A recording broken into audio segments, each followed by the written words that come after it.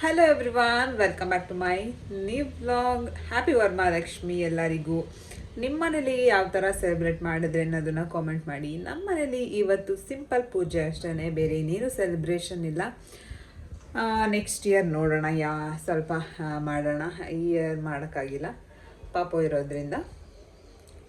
ಎಲ್ಲರ ಮನೇಲೂ ಇವತ್ತು ತುಂಬಾ ಬ್ಯುಸಿ ಇರ್ತಾರೆ. ಮತ್ತು ಒಂದು 2 ಡೇಸ್ 3 ಡೇಸ್ ಇಲ್ಲಾಂದರೆ ಒಂದು ವಾರದಿಂದನೇ ತುಂಬ ಕೆಲಸ ಎಲ್ಲ ಮಾಡಿಕೊಂಡು ಇವತ್ತು ಒಳ್ಳೆ ಪೂಜೆ ಎಲ್ಲ ಮಾಡಿ ಫುಲ್ಲು ಹಬ್ಬ ಸೆಲೆಬ್ರೇಟ್ ಮಾಡ್ತಾ ಇರ್ತಾರೆ. ಒಂಥರ ಹಬ್ಬ ಸೆಲೆಬ್ರೇಟ್ ಮಾಡೋಕ್ಕೆ ನನಗೂ ಕೂಡ ಇಷ್ಟ ಆಗುತ್ತೆ. ನನಗೆ ಪ್ರತಿ ಹಬ್ಬನೂ ಸೆಲೆಬ್ರೇಟ್ ಮಾಡಬೇಕು, ಎಲ್ಲರೂ ಕರಿಬೇಕು, ಅಡುಗೆ ಎಲ್ಲ ಮಾಡಬೇಕು, ಈ ಥರ ನನಗೆ ಇಷ್ಟ ಆಗುತ್ತೆ. ನಿಮ್ಗೆ ಯಾವ ಥರ ಇಷ್ಟ ಆಗುತ್ತೆ ಕಾಮೆಂಟ್ ಮಾಡಿ. ನಮ್ಮನೇಲಿ ನೋಡ್ಬೋದು ಸಿಂಪಲಾಗಿ ಪೂಜೆ ಯಾವ ಥರ ಮಾಡಿದ್ದೀವಿ ಅಂತ. ಆ್ಯಕ್ಚುಲಿ ನಾನು ಮಾಡಿಲ್ಲ, ನಮ್ಮ ಹಸ್ಬೆಂಡ್ ಮಾಡಿರೋದು. ನಾನು ತೋರಿಸ್ತೀನಿ ಇವಾಗ ಹೆಂಗೆ ಮಾಡಿದ್ದಾರೆ ಅಂದ್ಬಿಟ್ಟು. ನೋಡ್ಬೋದು ತುಂಬಾ ಸಿಂಪಲ್ಲಾಗಿ ಈ ಥರ ಇದೆ ನಮ್ಮ ಮನೆಯ ಪೂಜೆ. ಮನೆಯವ್ರು ನನಗೆ 500 ರೂಪೀಸ್ ಕೊಟ್ಟರು ಹಬ್ಬಕ್ಕೆ ಅಂದ್ಬಿಟ್ಟು. ಈ ಥರ ಗೌರಿ ಹಬ್ಬ ಎಲ್ಲ ಹಬ್ಬದಲ್ಲೂ ಕೊಡ್ತಾ ಇರ್ತಾರೆ ಪಾಕೆಟ್ ಮನಿ ಅಂದ್ಬಿಟ್ಟು. ಮತ್ತು ಇವತ್ತಿನ ಟಿಫನ್ ಜಸ್ಟ್ ಅವಲಕ್ಕಿ ಉಪ್ಪಿಟ್ಟು, ಬೇರೆ ಇನ್ನೇನು ಮಾಡಿಲ್ಲ. ಬಾಪು ಇವತ್ತು ಮಲಗಿಲ್ಲ, ಬೆಳಗ್ಗೆ 7 o'clock ಮಲಗಿದ್ದಾನೆ. ಮಕ್ಕಳಿದ್ದ ಮೇಲೆ ಅಮ್ಮ ಇದ್ದರೆ ಪರವಾಗಿಲ್ಲ. ಇವತ್ತು ನಾನು 2 o'clock ಅಮ್ಮನ ಹತ್ರ ಪಾಪು ಕೊಟ್ಬಿಟ್ಟು ಮಲಗಿರೋದು. 7 o'clock ತನಕ ನನಗೆ ಎಚ್ಚರನೇ ಇಲ್ಲ, ಆ ಥರ ನಿದ್ದೆ ಬಂದ್ಬಿಟ್ಟೈತೆ. ಯಾಕೆ ಅಂತಂದರೆ ಇನ್ನೇನು 3-4 ಡೇಸ್ ಆಯಿತು ದಿನಾಲೂ ನಿದ್ದೆಗೆಡೋದೇ ಆಗ್ಬಿಟ್ಟೈತೆ. ಬೆಳಗ್ಗೆ ಒಂದು 3 hours ಆ ಥರ ನಿದ್ದೆ ಮಾಡಿ ನಿದ್ದೆನೇ ಸಾಕಾಗ್ತಾ ಇಲ್ಲ. ಆ ಥರ ಆಗಿ ಇವತ್ತು ನೀನು ಎಚ್ಚರನೇ ಇಲ್ಲ. ಅಮ್ಮ ಫುಲ್ ಬೆಳಗ್ಗೆ ನೋಡ್ಕೊಂಡಿದ್ದಾರೆ. ಮತ್ತು ನನ್ನ ಫೇಸಲ್ಲಿ ಏನಾದರೂ ಚೇಂಜಸ್ ಇದೆ ಅಂತ ಅನ್ನಿಸ್ತಾ ಇದೆಯಾ? ಅನಿಸಿದ್ರೆ ಕಾಮೆಂಟ್ ಮಾಡಿ. Any changes in my face? ಇಲ್ಲೊಂದು ಸ್ವಲ್ಪ ಪಿಂಪಲ್ ಆಗಿಬಿಟ್ಟಿದೆ. ಇವತ್ತು ಡೇ ಯಾವ ಥರ ಹೋಗುತ್ತೆ ಏನು ಅಂತ ನಿಮಗೂ ಕೂಡ ತೋರಿಸ್ಕೊಡ್ತೀನಿ. ಆ ಪಾಪಗೆ ಏನು ಸಿಲ್ವರ್ ತಂದಿದ್ನಲ್ಲ ಅದನ್ನು ಇವತ್ತು ಹಾಕೋಣ ಅಂತ ಅಂದ್ಕೊಂಡಿದ್ದೀನಿ. ಹಾಕಬೇಕಾದ್ರೆ ತೋರಿಸ್ತೀನಿ. ಮತ್ತು ಇವತ್ತು ಪೂರ್ತಿ ವಿಡಿಯೋನ ನೋಡಿ ಪಾಪು ಫೇಸ್ನ ರಿವೀಲ್ ಮಾಡೋಣ ಅಂತ ಅಂದ್ಕೊಂಡಿದ್ದೀನಿ. ನಾನು ಹೇಳಿದ್ನಲ್ಲ ಲಾಸ್ಟ್ ಬ್ಲಾಗಲ್ಲೇ ಹೇಳಿದ್ದೆ. ಲಾಸ್ಟಲ್ಲ ಒಂದು 2 days ಬ್ಯಾಕೇನೆ ಪಾಪು ಫೇಸ್ನ ತೋರಿಸೋಣ ಅಂದ್ಬಿಟ್ಟು 4 month ಕಂಪ್ಲೀಟ್ ಆಗಿತ್ತಲ್ಲ, ಆವಾಗ ವಿಡಿಯೋನ ಮಾಡ್ಕೊಂಡಿದ್ದೆ. ಅದು ಯಾಕೋ ನನಗೆ ಚೆನ್ನಾಗಂತ ಅನ್ನಿಸ್ತಾ ಇರಲಿಲ್ಲ. ಸೊ ಅದರಿಂದ ನಾನು ಅದನ್ನು ಅಪ್ಲೋಡ್ ಮಾಡಿಲ್ಲ. ಅದಕ್ಕೆ ವರಮಹಾಲಕ್ಷ್ಮಿ ಹಬ್ಬ ಅಲ್ವಾ, ಇವತ್ತು ಫೇಸ್ನ ತೋರಿಸೋಣ ಅಂತ ಅಂದ್ಬಿಟ್ಟು ಅಂದ್ಕೊಂಡಿದ್ದೀನಿ. ನಮ್ಮ ಹಸ್ಬೆಂಡ್ ಬರ್ತಾರಲ್ಲ ಮಧ್ಯಾಹ್ನ ಇಲ್ಲಾಂದರೆ ಸಾಯಂಕಾಲ ಬರ್ತಾರಲ್ಲ, ಆವಾಗ ಎಲ್ಲ ಬಂದಾಗ ತೋರಿಸ್ತೀನಿ ಪಾಪು ಫೇಸ್ನ. ಇವತ್ತು ರಿವೀಲ್ ಮಾಡ್ತೀನಿ. ಇವಾಗ ತಿಂಡಿ ತಿನ್ಕೊಂಡು ಪಾಪನು ಕೂಡ ಮಲಗಿದ್ದಾನೆ. ಅವ್ನಿಗಿನ್ನೂ ಸ್ನಾನ ಆಗಿಲ್ಲ. ಅಮ್ಮ ಬಂದಮೇಲೆ ಅವ್ನು ಎದ್ದ ಮೇಲೆ ಸ್ನಾನ ಮಾಡಿಸ್ಬೇಕು. ಇವಾಗ ಅವ್ನು ಜಸ್ಟ್ ಇವಾಗ ಮಲಗಿರೋದಲ್ವ, ನೈಟೆಲ್ಲ ನಿದ್ದೆ ಮಾಡಿಲ್ಲ. ಇವಾಗ ಎಪ್ಸಿದ್ರೆ ಅಳಕ್ಕೆ ಸ್ಟಾರ್ಟ್ ಮಾಡ್ತಾನೆ. ಅಮ್ಮ ಬಂದಮೇಲೆ ಸ್ನಾನ ಮಾಡಿಸಿ ಆಮೇಲೆ ಅವನನ್ನ ಸಾಯಂಕಾಲ ಅಥವಾ ಆಫ್ಟರ್ನೂನ್ ತೋರಿಸ್ತೀನಿ. ಮತ್ತು ಇವತ್ತಿನ ಡೇ ಯಾವ ಥರ ಹೋಗುತ್ತೆ ನೋಡೋಣ. ತಿಂಡಿ ತಿನ್ಕೊಂಡು ಆರಾಮ್ಸೆ ರೆಸ್ಟ್ ಮಾಡ್ತೀನಿ. ನೆಕ್ಸ್ಟು ಸಿಗ್ತೀನಿ ಆಮೇಲೆ. ಈ ಸಲ ಅಂತೂ ಹಬ್ಬನೂ ಕೂಡ ಸಿಂಪಲ್ಲಾಗಿತ್ತು. ಅದರ ಜೊತೆಗೆ ನಮ್ಮ ಮನೇಲಿ ಅಡುಗೆನೂ ಕೂಡ ತುಂಬಾ ಸಿಂಪಲ್ಲಾಗಿ ಮಾಡಿದ್ವಿ. ಬೆಳಿಗ್ಗೆನೂ ಏನು ಮಾಡಿರಲ್ಲ, ಮಧ್ಯಾಹ್ನನೂ ಏನೂ ಮಾಡಿರಲಿಲ್ಲ. ಸಾಯಂಕಾಲ ಆಮೇಲೆ ನಮ್ಮ ಹಸ್ಬೆಂಡ್ ಏನಾದರೂ ಮಾಡು ಅಂತ ಅಂದರು. ಆಮೇಲೆ ಸ್ವಲ್ಪ ಏನಾದರೂ ಸಿಂಪಲ್ಲಾಗಿ ಮಾಡ್ಕೊಳ್ಳೋಣ ಅಂದ್ಬಿಟ್ಟು ಗೀ ರೈಸು, ಕುರ್ಮಾ, 1-2 ಬಜ್ಜಿ, ಒಂಚೂರು ಪಾಯಸನ ಮಾಡಿದೆ. ಇಲ್ಲಿ ಫಸ್ಟು ಗೀ ರೈಸ್ಗೆ ಒಂದು ಸ್ವಲ್ಪ ಎಣ್ಣೆ, ಸ್ವಲ್ಪ ತುಪ್ಪ, ಗೋಡಂಬಿನ ಹಾಕ್ಕೊಂಡು ಸ್ವಲ್ಪ ಚೆನ್ನಾಗಿ ಫ್ರೈ ಮಾಡ್ಕೊಬೇಕು. ಅದಾದಮೇಲೆ ಪಲಾವ್ ಸ್ಪೈಸಸ್ನ ಹಾಕ್ಕೊಂಡಿದ್ದೀನಿ. ಅದನ್ನು ಕೂಡ ಚೆನ್ನಾಗಿ ಫ್ರೈ ಮಾಡಿಕೊಂಡು ಒಂದು ಈರುಳ್ಳಿ, 1-2 ಹಸಿಮೆಣ್ಸಿನ್ಕಾಯಿ, 1 ಟೇಬಲ್ ಸ್ಪೂನ್ ಆಗುವಷ್ಟು ಬೆಳ್ಳುಳ್ಳಿ ಶುಂಠಿ ಪೇಸ್ಟ್ನ ಹಾಕಿ ಅದನ್ನು ಚೆನ್ನಾಗಿ ರೋಸ್ಟ್ ಮಾಡಿಕೊಂಡು ಎಷ್ಟು ಬೇಕು ಅಷ್ಟು ಅಕ್ಕಿನ ಹಾಕ್ಕೊಂಡು ಸೇರಿಸ್ಕೋಬೇಕು. ಇಲ್ಲಿ ನಾನು 1.5 ಲೋಟ ಅಷ್ಟು ಬಾಸುಮತಿ ರೈಸ್ನ ತಗೊಂಡಿದ್ದೀನಿ.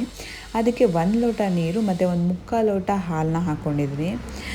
ಒಂದೊಂದು ಅಕ್ಕಿನೂ ಒಂಥರ ನೀರನ್ನ ಹಿಡಿಯುತ್ತೆ. ನೀವು ನೋಡಿಕೊಂಡು ಒಂದು ಸಲ ಮಾಡಿದ್ರೆ ಗೊತ್ತಾಗುತ್ತೆ ನೀರು ಎಷ್ಟು ಕ್ವಾಂಟಿಟಿ ಹಿಡಿಯುತ್ತೆ ಅಂತ ಅಂದ್ಬಿಟ್ಟು. ಒಂದು ಸ್ವಲ್ಪ ಉದ್ದುದ್ರಾಗೇ ಇದ್ದರೆ ಬಾಸುಮತಿ ರೈಸು ಮತ್ತು ಗೀ ರೈಸು ತುಂಬಾ ಚೆನ್ನಾಗಿ ಅನಿಸುತ್ತೆ. ನಾನು 1/4 ಲೋಟ ಅಷ್ಟು ಹಾಕಿದ್ದೀನಲ್ವ, ಅದು ತುಂಬಾ ಸಾಕಾಗುತ್ತೆ. ರುಚಿಗೆ ಎಷ್ಟು ಬೇಕಷ್ಟು ಉಪ್ಪು ಹಾಕಿ 1-2 ವಿಜಿಲ್ ಬರ್ಸಿದ್ರೆ ಸಾಕಾಗುತ್ತೆ. ತುಂಬಾ ಟೇಸ್ಟಿಯಾಗಿರುತ್ತೆ. ಅದನ್ನು ವಿಜಿಲೆಲ್ಲ ಬರ್ಸಿ ಪಕ್ಕಕ್ಕಿಟ್ಟು ನೆಕ್ಸ್ಟ್ ಇಲ್ಲಿ ಗ್ರೇವಿಗೆ ರೆಡಿ ಮಾಡ್ಕೊತಾ ಇದ್ದೀನಿ. ಒಂದು ಸ್ವಲ್ಪ ಎಣ್ಣೆ ಹಾಕಿ ಆ್ಯಸ್ ಯೂಶ್ವಲ್ ಪಲಾವ್ ಸ್ಪೈಸಸ್ ಮತ್ತು ಸ್ವಲ್ಪ ಕಸ್ತೂರಿ ಮೆಥಿನ ಹಾಕ್ಕೊಂಡು ಒಂದು ಈರುಳ್ಳಿನ ಹಾಕಿ ಚೆನ್ನಾಗಿ ಫ್ರೈನ ಮಾಡ್ಕೊಬೇಕು. ಇದಕ್ಕೂ ಕೂಡ ಅಷ್ಟೇ ಸ್ವಲ್ಪ ಬೆಳ್ಳುಳ್ಳಿ ಶುಂಠಿ ಪೇಸ್ಟ್ನ ಆ್ಯಡ್ ಮಾಡ್ಕೊತಾ ಇದ್ದೀನಿ. ನನ್ನ ಹತ್ರ ಬೆಳ್ಳುಳ್ಳಿ ಶುಂಠಿ ಪೇಸ್ಟ್ ಇತ್ತು ಅಂದ್ಬಿಟ್ಟು ನಾನು ಇದನ್ನು ಆ್ಯಡ್ ಮಾಡ್ಕೊಂಡಿದ್ದೀನಿ. ಸಪೋಸ್ ಬೆಳ್ಳುಳ್ಳಿ ಶುಂಠಿ ಪೇಸ್ಟ್ ಇಲ್ಲ ಅಂತಂದರೆ ಬೆಳ್ಳುಳ್ಳಿ ಶುಂಠಿ ಇದ್ದರೆ ಅದನ್ನು ಕೂಡ ನಾವು ಮಸಾಲೆನ ರುಬ್ತೀವಲ್ವ ಆ ಟೈಮಲ್ಲಿ ಹಾಕ್ಕೊಂಡ್ರೆ ಚೆನ್ನಾಗಿ ಅನಿಸುತ್ತೆ. ಇದ್ದರೆ ಇದನ್ನು ಕೂಡ ಹಾಕ್ಕೊಬೋದು. ಇಲ್ಲಿ ನಾನು ವೆಜಿಟೇಬಲ್ಸ್ನ ಆ್ಯಡ್ ಮಾಡ್ಕೊತಾ ಇದ್ದೀನಿ. ತರಕಾರಿನ ನಾನು ಕ್ಯಾರೆಟು, ಬೀನ್ಸು, ನವಿಲುಕೋಸು, ಕ್ಯಾಪ್ಸಿಕಮ್ನ ತೊಗೊಂಡಿದ್ದೀನಿ ಮತ್ತು 1-2 ಟೊಮೆಟೊನ ಆ್ಯಡ್ ಮಾಡ್ಕೊತಾ ಇದ್ದೀನಿ. ಇದಕ್ಕೆ ಒಂದು ಸ್ವಲ್ಪ ಅರಿಶಿನ ಪುಡಿ, ಸ್ವಲ್ಪ ಉಪ್ಪನ್ನ ಸೇರಿಸ್ಕೊಂಡು ಒಂದು ಸ್ವಲ್ಪ ಹೊತ್ತು ಬೇಯಿಸ್ಕೊಬೇಕು. ಇದನ್ನು ನಾವು ಜಸ್ಟು ಒಗ್ಗರಣೆಯಲ್ಲಿ ಬೇಯಿಸ್ಕೊಂಡು ಹಂಗೂ ಕೂಡ ಮಾಡ್ಕೊಬೋದು. ಅದು ಅಂದರೆ ಸ್ವಲ್ಪ ಪ್ರೊಸೆಸ್ ಲೇಟ್ ಆಗುತ್ತೆ, ಯಾಕಂತಂದರೆ ತರಕಾರಿ ಎಲ್ಲ ಬೇಯೋಕ್ಕೆ ಲೇಟ್ ಆಗುತ್ತೆ ಅಂದ್ಬಿಟ್ಟು ನಾನು 1-2 ವಿಷಿಲ್ನ ಬರ್ಸ್ಕೊತಾ ಇದ್ದೀನಿ. ಮತ್ತು ಇಲ್ಲಿ ಸ್ವಲ್ಪ ಕಾಫಿನ ಕೇಳಿದ್ರು, ಅದ್ರ ಜೊತೆಗೆ ಕಾಫಿನೂ ಕೂಡ ಮಾಡಿಕೊಟ್ಟೆ. ಯಾರಿಗೆಲ್ಲ ಕಾಫಿ ಇಷ್ಟ ಆಗುತ್ತೆ ಕಾಮೆಂಟ್ ಮಾಡಿ. ಮತ್ತು ಇಲ್ಲಿ ಮಸಾಲೆಗೆ ನಾನು ಏನೇನು ತೊಗೊಂಡಿದ್ದೀನಿ, ಸ್ವಲ್ಪ ತೆಂಗಿನಕಾಯಿ, ಈರುಳ್ಳಿ, 1-2 ಹಸಿಮೆಣ್ಸಿನ್ಕಾಯಿ ಮತ್ತು ಸ್ವಲ್ಪ ತೆಂಗಿನಕಾಯಿನ ತೊಗೊಂಡಿದ್ದೀನಿ. ಮತ್ತು ಹೋಟೆಲ್ ಸ್ಟೈಲಲ್ಲಿ ಮಸಾಲೆನ ಬರಬೇಕು ಅಂತಂದರೆ 1-2 ಫ್ಲೇವರ್ಗೋಸ್ಕರ ಏಲಕ್ಕಿನ ಸೇರಿಸ್ಕೊಬೇಕು. ಅದ್ರ ಜೊತೆಗೆ ಸ್ವಲ್ಪ ಗೋಡಂಬಿನ ಹಾಕ್ಕೊತಾ ಇದ್ದೀನಿ. ಇದು ತುಂಬ ಟೇಸ್ಟಿಯಾಗಿ ಬರುತ್ತೆ. ನೋಡಿಕೊಂಡು ಚೆನ್ನಾಗಿ ನೀಟಾಗಿ ನುಣ್ಣಗೆ ರುಬ್ಕೊಬೇಕಾಗತ್ತೆ. ತರಿ ಆದರೆ ಗ್ರೇವಿ ಗಟ್ಟಿ ಬರೋದಿಲ್ಲ. ಹಾಕ್ಬಿಟ್ಟು ನೀರು ಎಷ್ಟು ಬೇಕು ಅಷ್ಟು ನೋಡಿಕೊಂಡು ಹಾಕ್ಕೊಬೇಕಾಗುತ್ತೆ. ತುಂಬ ಹೆವಿ ಸೇರಿಸ್ಕೊಂಡು ಚೆನ್ನಾಗಿರಲ್ಲ. ಒಂದು ಸ್ವಲ್ಪ ಮೀಡಿಯಮಾಗಿ ನೋಡಿಕೊಂಡು ಹಾಕ್ಕೊಂಡು ಆಮೇಲೆ ಮತ್ತೆ ಬೇಕಂದರೆ ವಿಜಿಲ್ ಬರ್ಸಿದ್ಮೇಲೆ ಒಂದು ಸ್ವಲ್ಪ ಬಿಸಿನೀರನ್ನ ಹಾಕ್ಕೊಂಡು ಮತ್ತೆ 1-2 ಕುದಿಸ್ಕೊಂಡ್ರೆ ಸರಿ ಹೋಗ್ಬಿಡುತ್ತೆ. ಇಲ್ಲ ಅಂತಂದರೆ ನೋಡಿಕೊಂಡು ಈ ಟೈಮಲ್ಲೇ ನೀರು ಹಾಕ್ಕೊಂಡ್ರೆ ಏನೂ ಪ್ರಾಬ್ಲಮ್ ಇಲ್ಲ. ಒಂದೇ ಸಲ ಕೂಗ್ಬಿಟ್ರೆ ಚೆನ್ನಾಗಿರುತ್ತೆ. ಇದಂತೂ ಚಪಾತಿ, ದೋಸೆ, ಪೂರಿ ಎಲ್ಲದಕ್ಕೂ ಒಳ್ಳೆ ಕಾಂಬಿನೇಷನ್ ಇರುತ್ತೆ. ನೆಕ್ಸ್ಟ್ ಡೇ ಇನ್ನೂ ಒಂದು ಸ್ವಲ್ಪ ಮಿಕ್ಕಿತ್ತು ಮಾರ್ನಿಂಗು, ಅದಕ್ಕೆ ಚಪಾತಿನ ಮಾಡ್ಕೊಂಡಿದ್ವಿ. ನಿಜ ಒಳ್ಳೆ ಕಾಂಬಿನೇಷನ್ ಅಂತಲೇ ಹೇಳ್ಬೋದು. ಇದಕ್ಕೆ ನಾನು ಯಾವುದೇ ರೀತಿಯ ಮಸಾಲೆಗಳನ್ನ ಆ್ಯಡ್ ಮಾಡ್ತಾಯಿಲ್ಲ. ನಾನೇನು ಮಸಾಲೆನ ಅಂದರೆ ರುಬ್ಬಿದ್ನಲ್ವ ಅದಷ್ಟೇ ಸಾಕಾಗಿತ್ತು. ಅದೇ ತುಂಬಾ ಚೆನ್ನಾಗಿರುತ್ತೆ. ಈ ಥರ ಹೋಟೆಲ್ ಸ್ಟೈಲಲ್ಲಿ ಮಾಡಬೇಕಂತಂದರೆ ಯಾವುದೇ ರೀತಿ ಮಸಾಲೆಗಳನ್ನ ಹಾಕಿದ್ರೆ ಚೆನ್ನಾಗಿರೋದಿಲ್ಲ. 1-2 ವಿಷಲ್ ಬರ್ಸಿದ್ರೆ ಸಾಕಾಗುತ್ತೆ. ಮತ್ತು ಒಂಚೂರೇ ಶಾವಿಗೆ ಪಾಯಸನ ಮಾಡಿದ್ದೆ, ಬೇರೆ ಏನು ಪಾಯಸ ಮಾಡೋಕ್ಕೆ ಹೋಗಲಿಲ್ಲ. ನೋಡ್ಬೋದು ಜಾಸ್ತಿ ನೀರು ಹಾಕಿಲ್ಲ ಅಂದರೆ ಸುರಿಯೋದು ಚಾನ್ಸಸ್ ತುಂಬಾ ಕಡಿಮೆ ಇರುತ್ತೆ. ಸೊ ಅದರಿಂದ ನೋಡಿಕೊಂಡು ನೀರನ್ನ ಹಾಕಬೇಕಾಗಿರುತ್ತೆ. 1-2 ಬಜ್ಜಿನ ಹಾಕ್ಕೊಂಡಿದ್ದೆ. ನೋಡ್ಬೋದು ನಾನು ಎಕ್ಸ್ಟ್ರಾ ನೀರು ಹಾಕಿಲ್ಲ, ಏನೂ ಹಾಕಿಲ್ಲ. ಗ್ರೇವಿ ಪರ್ಫೆಕ್ಟಾಗಿ ಬಂದಿತ್ತು ಮತ್ತು ತುಂಬ ಟೇಸ್ಟಿಯಾಗಿ ಬಂದಿತ್ತು. ಒಂದು ಸಲ ನೀವು ಈ ಥರ ಮಸಾಲೆ ರುಬ್ಬಬೇಕಾದ್ರೆ 2 ಏಲಕ್ಕಿನ ಹಾಕ್ಕೊಂಡು ನೋಡಿ. ತುಂಬ ಅಂದರೆ ಟೇಸ್ಟೇ ಒಂಥರ ಡಿಫ್ರೆಂಟ್ ಆಗಿರುತ್ತೆ. ನೋಡ್ಬೋದು ರೈಸು ಕೂಡ ಅಷ್ಟೇ ಎಷ್ಟು ಬಿಡಿಯಾಗಿ ಬಂದಿದೆ. ಇದೇ ಥರ ಇರಬೇಕಾಗಿರುತ್ತೆ ಯಾವಾಗಲೂ ಗ್ರೇವಿ. ಮತ್ತು ಮಧ್ಯಾಹ್ನ ಸ್ವಲ್ಪ ಪಲ್ಯ ಇತ್ತಲ್ವ ಅದನ್ನು ಕೂಡ ಕಾಲಿನ ಮಾಡಬೇಕಾಗಿತ್ತು. ಸರಿ, ಇವತ್ತು ನಮ್ಮ ನೈಟ್ ಡಿನ್ನರ್ ಈ ಥರ ಇತ್ತು. ಹೇಗಿದೆ ಅಂದ್ಬಿಟ್ಟು ಕಾಮೆಂಟ್ ಮಾಡಿ. ಮತ್ತು ಪಾಪುಗೆ ಹಬ್ಬದ ದಿವಸ ಕಾಲ್ಗೆಜ್ಜೆ, ಕೈಗೆ ಮತ್ತು ಸೊಂಟಕ್ಕೆ ಉಡ್ದಾರ ಎಲ್ಲ ಹಾಕಿದ್ದೆ. ಮತ್ತು ಒಂದು ಹೊಸ ಬಟ್ಟೆನ ತರಿಸ್ಕೊಂಡಿದ್ದೆ.